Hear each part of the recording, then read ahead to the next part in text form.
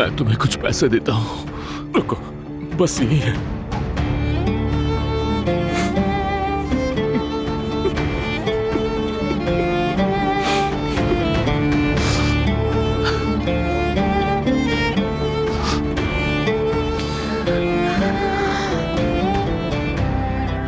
मेरे प्यारे पापा, आप मेरे नजदीक सबसे अमीर इंसान हैं।